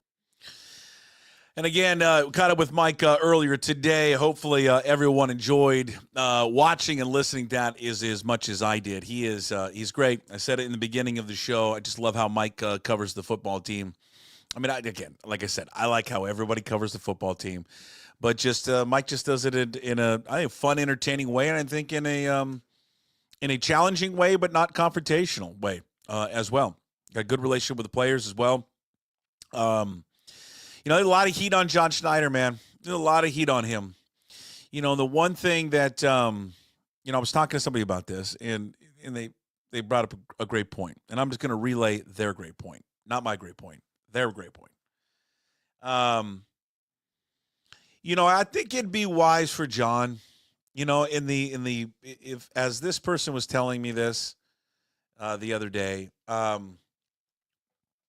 as the leader, as the CEO of the Puckett crisis firm, okay, I would advise John to start getting more comfortable with his local media.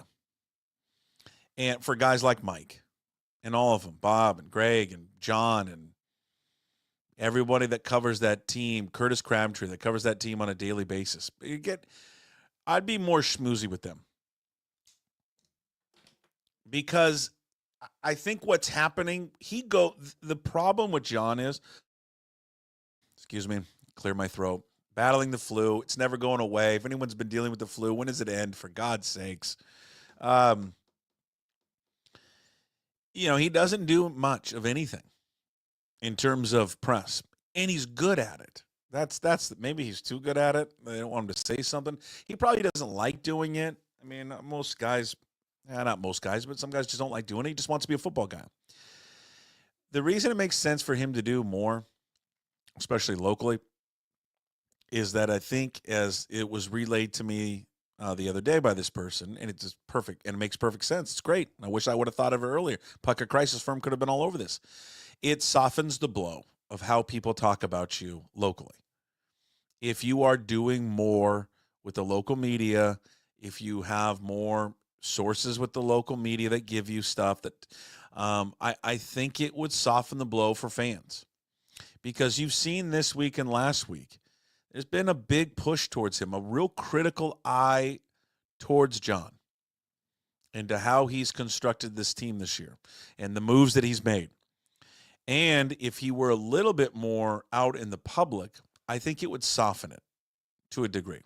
Now, maybe it doesn't work, but because DePoto used to do something weekly all the time. I think you've got to branch out. I think you've got to not just do it on your flagship, partners. I think you need to do it elsewhere.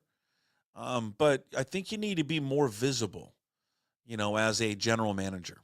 You do. And I think you owe it to the fan base. And I think when you do it and you answer questions and you listen to it, and then the way that you answer it, I think can soften the reaction from people. I've said this many times, and I'll repeat it here for the 190 millionth time. If I was, teaching a class at the crisis firm, one of the people that I would bring in immediately would be Mike Holmgren. And the reason I bring in Mike was I covered Mike, when he was, a head coach of the Seahawks. But there was a point in Mike's career, they got off, they were real good right away. Then they took a step back for a few years. And there were people that were questioning about whether or not he's the answer. Can he coach and run the team at the same time? And one thing he would always do in this press conference is it's just a small thing, but God, it worked. And I knew he did. And looking back on it, he was doing this for a reason. Someone would ask a question, and Steve Kelly would show up there. I'm just going to use Steve because Steve would write critical articles of not just Mike and the Seahawks, but everyone. Mike reads that stuff. He sees it. But when Steve Kelly or Les Carpenter would ask something that was critical, why, hey, Mike, why are you sticking with Matt Hasselbeck right now? Why don't make the move to Trent Dilfer? What are you doing? Something like that. Mike would always just be like, Les, it's a good question, Les. But it was always, he would always call everyone by their first name. And then usually throw in, that's a good question. My point is, it just it softens the media up a little bit. And I think he'd be wise to execute some of that. A lot of his sources, a lot of it are national guys. But national guys aren't going to necessarily help you with the local feel. And so I think someone could get to him and be like, yeah, maybe we should put you out there a little bit more, because you're going to start getting a lot more blowback. Big thanks to Michael-Shawn Dugar for joining us. The opponent preview. It was great to catch up with him. I hope to do it again in the future. We'll see. You can follow Mike on Twitter X at Mike Dugar. I don't know if he's over to Blue Sky yet as well. I am over at Blue Sky as well. I'm going to stick on Twitter, and I know it's a cesspool and all of that, but I do use it a lot just for news gathering. But a lot of people have gone over to Blue Sky. If you haven't gone over there yet, it's another just Twitter. It's original Twitter. The guy who invented Twitter, created Twitter, now created this thing called Blue Sky. So if you're unfamiliar with that, that's up there as well. It's just Puck Sports. You can follow me there, as well.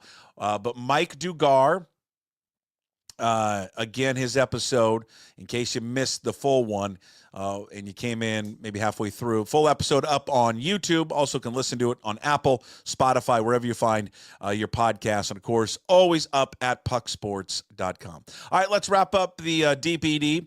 I said that really fast. That did not sound like DPD, the Daily Puck Drop. God, I need a nap.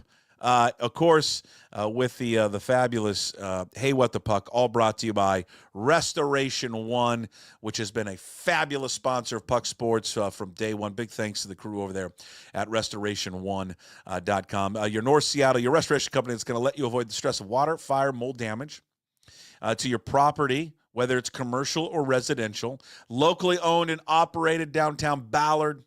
They do it first class.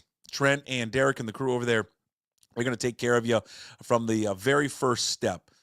So if you have any problems, as we're getting into that storm season now, there could be some issues with your commercial or residential property, seek them out because they're going to handle it. One-stop shop, they handle everything for their damages if it's affected by water, fire, or mold damage.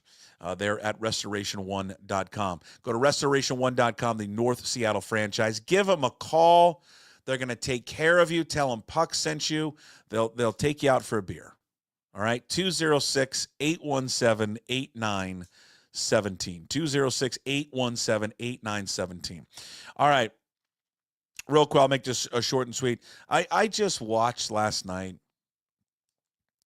I think, a cyborg, an immortal athlete. I sat and watched the Lakers play the Grizzlies last night.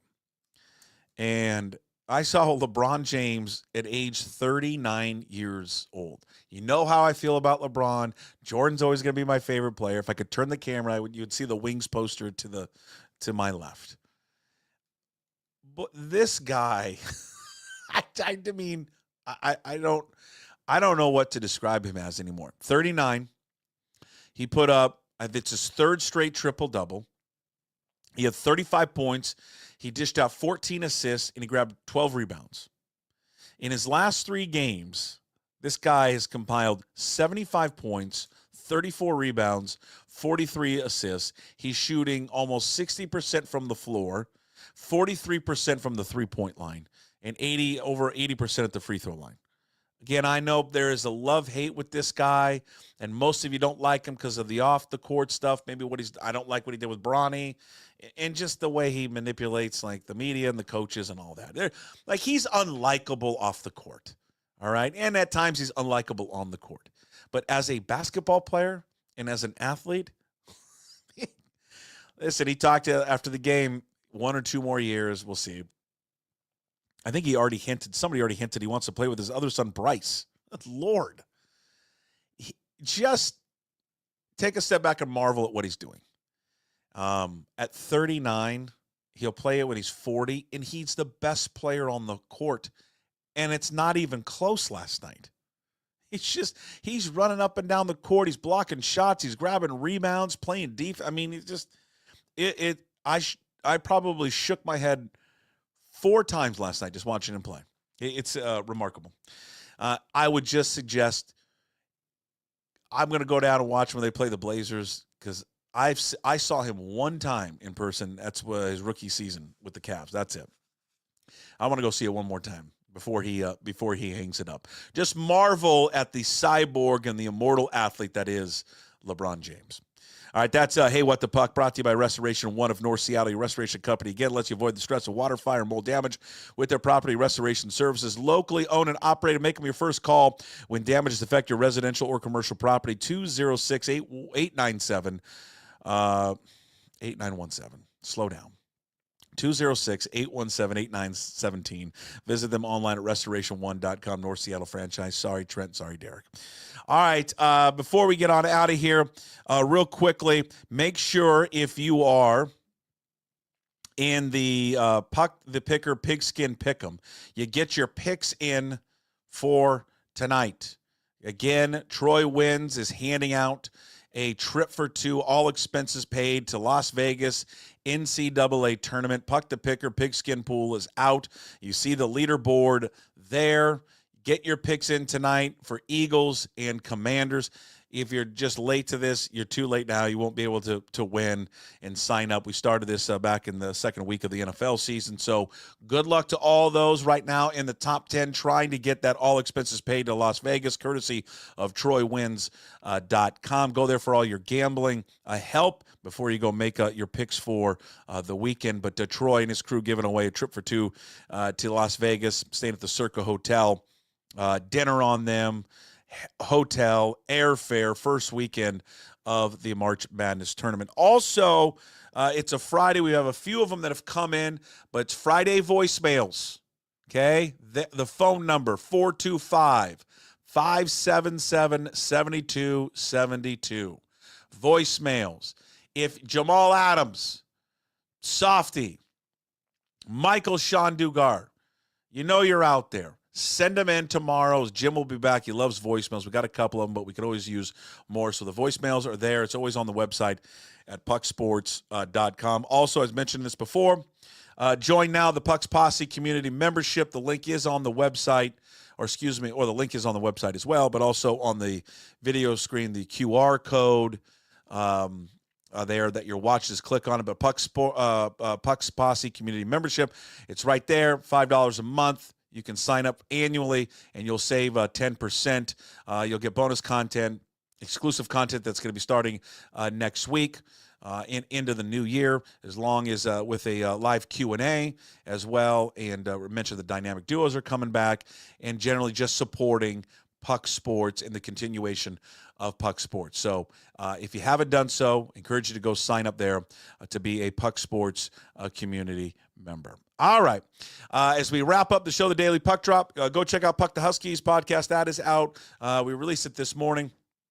The Old Crimson Cougars podcast is out with myself, Jim Moore, Paul Sorensen, talking about Johnny Mateer, the price figure for the quarterback next season. Cougs Corner with linebacker Kyle Brown. You don't got to be a Cougar fan to enjoy it.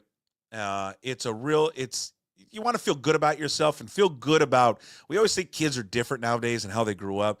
Just listen to the way he describes growing up in Lebanon, Oregon, and just how much freaking fun it sounded where he grew up in. And we are on the eve of the high school football playoffs starting. Our high school football preview show is available. We released it early this week. Myself, John Manley, Todd Millis, Chris Egan. It's up there. I know we're giving you a lot of content, but it's good. More content, the better. But those three guys know high school football better than anyone, and they do a great job of breaking down all the classifications. We focus a lot on the 4A and 3A. We get into the 2A and 1A, and then, when we got into the 1A is when, into the 2A really, 2A, 1A, and then the 2B and 1B is where, as Manley would even point out, we boxed out for Todd Millis. Todd, he knows all these guys. It's incredible. It's a fun watch and listen, and I will always do my part to continue to talk about high school sports, because I love high school sports. And we're losing too many people, but who aren't covering it anymore. But those three are. Egan's doing the game of the week. He'll be at the Decatur game tomorrow. Manley's crushing it at the TNT. Go subscribe to the Tacoma News Tribune and get all of John's work there covering high school athletics. Support it and pay for it, because, here's the deal. Everyone's asking you to purchase stuff and support it. Myself, I'm telling you to support John Manley, because if you don't, stuff goes away. It just does. And I don't want stuff like John's work to go away. So go support it if you can. Todd Millis, scorebooklive.wa. And Todd is just a freaking encyclopedia, man. All right. Coming up on tomorrow's show, Jim will be back. We've got our handicapper, Troy Wins.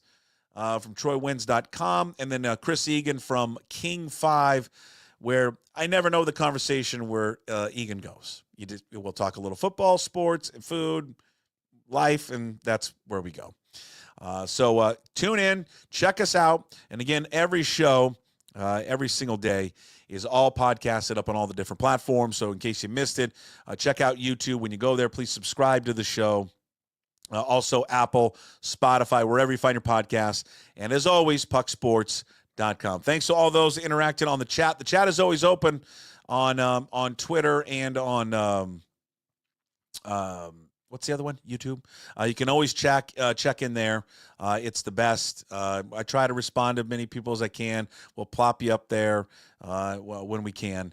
But thank you for all those who are interacting in there on the chat, which you can find there via YouTube and Twitter. All right. We'll talk to you tomorrow. As always, we promise to be better.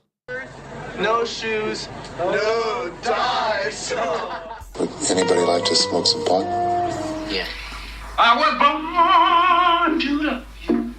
I was born to lick your face. I was born to rub you. But you were born to rub me first. What do you need my address for? We'd like to send out a mailer. Mother of mercy, I don't speak Japanese!